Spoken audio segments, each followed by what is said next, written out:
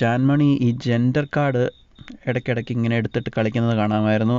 ഓരോ ഇഷ്യൂ ഉണ്ടാക്കി ഇങ്ങനെ ഒരു സഹാനുഭൂതി കിട്ടാൻ വേണ്ടി കുറച്ച് ഒരു ശ്രദ്ധ നേടിയെടുക്കാൻ വേണ്ടിയൊക്കെ ഇങ്ങനെ ഓരോ അവസരങ്ങൾ മുതലെടുക്കാറുണ്ടായിരുന്നു. അപ്പോൾ അത് തന്നെയാണ് 2 ദിവസം മുമ്പ് സംഭവിച്ചതും.